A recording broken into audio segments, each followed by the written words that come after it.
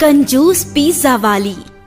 ढोलकपुर गांव में एक विमला नाम की औरत रहती थी और उसके पति रमेश पिज्जा बेचने का काम करते थे। उन दोनों की दुकान बहुत अच्छी चलती थी क्योंकि गांव में दूर दूर तक पिज्जा नहीं मिलता था, जिस वजह से उनका पिज्जा अच्छा बिक जाया करता था। अरे सुनती हो, हमारा तो पिज्जा बहुत अच्छा बिकता है क्योंकि गांव में दूर दूर तक कोई भी इसके बारे में नहीं जानता है। हाँ, आप बिल्कुल ठीक कह रहे हैं और इसी वजह से हमारी दुकानदारी अच्छी हो जाती है। क्यों ना हम इसे और अच्छा बनाएं? वैसे भी गांव में कौन जानता है पिज्जा खाना। अगर हम अच्छा बनाएंगे तो इससे हमारा पिज्जा और अच्छा बिकेगा। हाँ, ये तो तुम बिल्कुल ठीक कह रही हो, पर इससे तो लागत ज्यादा आएगी और पैसे कम मिलेंगे। हाँ, ये तो आप बिल्कुल ठीक कह रहे हैं। रुकिए, मैं कुछ न कुछ तरकीब लगाती हूँ जिससे पिज्जा भी अच्छा हो जाए और हमारी लागत भी कम हो। अगले दिन विमला दुकान पर गई और उसने पिज्जा तैयार करना शुरू किया। दुकान पर पहले से ही पिज्जा वालों की काफी भीड़ लगी थी। तभी वहाँ पर एक रामू नाम का आदमी आया और उसने विमला से कहा, अरे भाभी जी, आज आप दुकान पर हैं। अगर आप दुकान पर हैं तो भाई साहब कहाँ हैं? नजर नहीं आ रहे। अरे भाई साहब, उनकी थोड़ी तबीयत खराब हो गई है, इसी वजह से मैं दुकान पर आई हूँ। अच्छा, ऐसी बात है, तो आज बहुत पिज्जा बिकेगा। क्यों नहीं भाई साहब, आज पिज्जा बहुत ही बिकेगा क्योंकि आज मैं पिज्जा बनाऊंगी ना। आप लोगों को जरूर पसंद आएगा। और इसके बाद विमला ने उसे पिज्जा बनाकर दे दिया और उस दिन उसका पिज्जा बहुत बिका, जिससे उसकी काफी अच्छी आमदनी हुई। घर पर आने पर जब रमेश ने विमला से कहा, अरे विमला, आज तो तुम काफी अच्छी कमाई कर लाई होगी ना? हाँ, आप बिल्कुल ठीक कह रहे हैं। आज तो बहुत अच्छी दुकान चली क्योंकि मुझे देखकर लोगों की भीड़ लग गई थी और मैंने भी पिज्जा ऐसा बनाया जिससे हमारी लागत भी कम आई और हमें रुपए भी ज्यादा बच गए। ये तो बहुत अच्छी बात है। तो फिर आज से तुम ही दुकान चलाया करना, मैं तुम्हें सामान लाकर दे दिया करूंगा। ठीक है जी, आप चिंता मत कीजिए। वैसे भी हमें अपना सपना भी तो पूरा करना है ना। इसके बाद अब तो विमला ही दुकान पर जाया करती थी और पिज्जा बनाकर बेचती थी। उसकी दुकान बहुत अच्छी चलती थी, जिस वजह से वो लोग धीरे धीरे अमीर होते जा रहे थे और इससे विमला और उसका पति बहुत खुश था। पर एक दिन अचानक गांव में बहुत ज्यादा हलचल मच गई क्योंकि शहर से पढ़कर विनोद गांव लौटा था। अरे, आज गांव में इतनी ज्यादा हलचल क्यों मची है और आज हमारी दुकान भी ज्यादा नहीं चल रही है? जरा मैं पूछ कर देखती हूँ। अरे सीमा, ओ सीमा, जरा मेरे पास तो आना। हाँ विमला, अभी आई। क्या बात है? अरे, आज गांव में इतनी हलचल क्यों मची है? क्या कोई कलेक्टर आ गया है जो इतना शोर मच गया? अरे, कलेक्टर नहीं आया है, अपना जो घनश्याम था ना, उसका बेटा विनोद शहर से पढ़कर आया है। इसी वजह से सब उसे देखने के लिए गए हैं क्योंकि पहली बार कोई हमारे गांव में शहर से पढ़कर आया है ना। अरे वाह, ये तो बहुत अच्छी बात है। इससे तो हमारे गांव का नाम रोशन हो गया। हाँ, तुम बिल्कुल ठीक कह रही हो। देखना, वो तेरी दुकान पर जरूर आएगा क्योंकि वो तो शहर का छोरा है, तो उसका तो पिज्जा मन पसंद होगा। अब तेरा एक और ग्राहक बढ़ गया। हाँ, ये तो बिल्कुल ठीक कह रही है। इससे तो मेरा ही फायदा है। और इसके बाद सीमा वहाँ से चली गई। अरे, ये क्या हो गया? गांव में एक शहर का लड़का आ गया है। अगर वो मेरी दुकान पर आया तो उसे पता तो लग जाएगा कि मैं कैसे पिज्जा बना रही हूँ जिससे मेरी सारी पोल खुल जाएगी। मुझे कुछ दिन फिर से सही से पिज्जा बनाना चाहिए। और ये कहकर वो अपने घर चली आई। उस दिन उसने दुकान जल्दी बंद कर दी, जिस वजह से रमेश को भी हैरानी हुई। अरे क्या हुआ? आज तुम दुकान इतनी जल्दी बंद करके क्यों आ गई? सामान खत्म हो गया था क्या? अरे नहीं नहीं, ऐसा कुछ भी नहीं हुआ है। हमारे गांव में घनश्याम का लड़का विनोद, वो शहर से पढ़कर आया है। आपको तो पता ही है कि शहरी लोग तो पिज्जा बर्गर खाते ही खाते हैं। अगर उसने मेरा पिज्जा खाया तो उसे तो पता चल जाएगा कि हम पिज्जा कैसे बनाकर बेचते हैं। हाँ हाँ, ये तो तू बिल्कुल ठीक कह रही है। पर अब हम लोग क्या करेंगे? इससे तो हमारा सारा खेल ही बिगड़ जाएगा। आप चिंता मत कीजिए, कुछ दिन मैं शांत रहूंगी। वैसे भी मुझे पता है वो यहाँ गांव में ज्यादा दिन नहीं रहने वाला है, क्योंकि शहर के लोग कहाँ गांव में रह पाते हैं।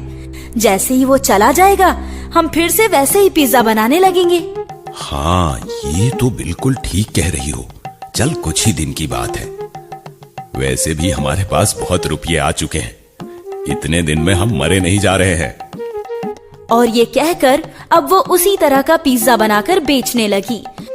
धीरे धीरे समय गुजरा और सब कुछ फिर से पहले जैसा हो गया। पर एक दिन अचानक विमला की दुकान पर विनोद आया और उसने कहा, अरे काकी, एक पिज्जा तो देना। मैंने सुना है आप पिज्जा बहुत अच्छा बनाती हैं। अरे अरे अरे अरे अरे, विनोद यहाँ पर तुम यहाँ कैसे? तुम तो शहर चले गए थे ना? कहाँ काकी, मैं तो गांव में ही था। बस कुछ दिन के लिए गया था, पर वापस आ गया। क्या आपको पता नहीं लगा? नहीं, मुझे नहीं पता लगा। पर आप इतनी घबराई हुई क्यों लग रही हैं? जैसे कि आपने कोई भूत देख लिया हो। अरे अरे नहीं नहीं नहीं, ऐसी कोई बात नहीं है बेटा। चल, मैं तेरे लिए पिज्जा बना देती हूँ। और ये कहकर उसने पिज्जा बनाकर विनोद को दे दिया। उसने पिज्जा खाकर विमला की बहुत तारीफ की और अब रोज विनोद उसकी दुकान पर आकर पिज्जा खाया करता था। पर एक दिन की बात है, जब विनोद पिज्जा खा रहा था तो उसने देखा कि उसके बगल में बैठा रामू भी पिज्जा खा रहा है। पर रामू का पिज्जा और उसका पिज्जा काफी अलग था। यह देखकर वो काफी हैरान हुआ और उसने कहा, काकी, मुझे ऐसा क्यों लग रहा है कि मेरा और इनका पिज्जा काफी अलग है। अरे, ये तुम कैसी बातें कर रहे हो? ऐसा कुछ भी नहीं है बेटा। लगता है तुम्हें कुछ भ्रम हो गया है। नहीं नहीं काकी, मैं देख रहा हूँ मेरा पिज्जा सबसे अच्छा होता है, जबकि इन लोगों का पिज्जा नहीं। आखिर ऐसी क्या बात है? नहीं नहीं बेटा, ऐसी कोई बात नहीं है। तुम्हें गलतफहमी हुई है। मैं तो सभी पिज्जा एक जैसा ही बनाती हूँ। ये सुनकर विनोद वहाँ से चला गया, क्योंकि उसे विमला पर शक हुआ कि दाल में कुछ तो काला है। कुछ समय के बाद उसकी दुकान पर एक आदमी आया और उसने विमला से कहा, अरे भाभी जी, एक पिज्जा तो देना। हाँ हाँ, अभी देती हूँ। और ये कहकर विमला ने उसे पिज्जा दिया। उसने पिज्जा खाया और विमला से कहा, अरे भाभी जी, मुझे पिज्जा कुछ सही नहीं लग रहा है। क्या आपने पिज्जा में सामान पूरा नहीं डाला है?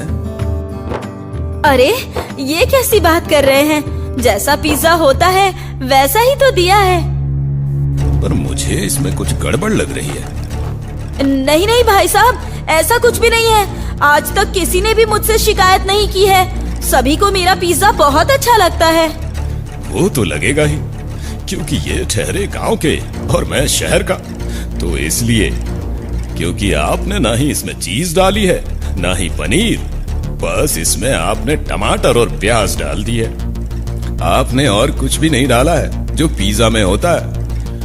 आपने तो बस रोटी के ऊपर सॉस लगाकर पकड़ा दिया है। ये सुनकर विमला काफी ज्यादा परेशान हो गई, क्योंकि उसे पता नहीं था कि ऐसा कुछ हो जाएगा। तो उसने कहा, अरे नहीं नहीं, ऐसा ही पिज्जा होता है। आप जाइए यहाँ से, जाइए। मेरा टाइम खराब मत कीजिए। वैसे भी मेरी दुकानदारी का समय है। पता नहीं कहां कहां से चले आते हैं। ठीक है, जाता हूं। और ये कहकर वो वहां से चला गया। कुछ देर बाद विनोद वहां पर आया और उसने विमला से पिज्जा मांगा। विमला ने उसे पिज्जा दिया और विनोद ने उसे खाकर विमला से कहा, अरे काकी, अभी जो आपने पिज्जा दिया था वो काफी अलग था और ये तो बहुत ही अच्छा है। ऐसा कैसे? क्या? ये तुम क्या कह रहे हो? अभी मैंने तुम्हें पिज्जा कहाँ दिया? अरे अभी थोड़ी देर पहले तो आपने मुझे पिज्जा दिया ही था। वो तो बिल्कुल ही बेकार था। ऐसा लग रहा था मानो रोटी पर किसी सॉस और टमाटर जलाकर पकड़ा दिया हो। ये सुनकर विमला काफी हैरान हुई। विमला को हैरान देखकर विनोद ने उससे कहा, हैरान मत होइए, वो आदमी कोई और नहीं बल्कि मैं ही था। मैं ही भेष बदल कर यहाँ पर आया था क्योंकि मुझे उस दिन आप पर शक हुआ कि आप पिज्जा में कुछ गड़बड़ कर रही हैं, और अपना शक और आपकी सच्चाई लाने के लिए मैं आज भेष बदल कर आया और मुझे पता लग गया कि आप सभी को ऐसा ही बेकार पिज्जा बना कर देती हैं। आप उसमें कुछ भी चीज नहीं डालती हैं जैसा पिज्जा में होना चाहिए। आप गांव वालों को बेवकूफ बना रही हैं। इतनी कंजूसी अच्छी नहीं है काकी जी।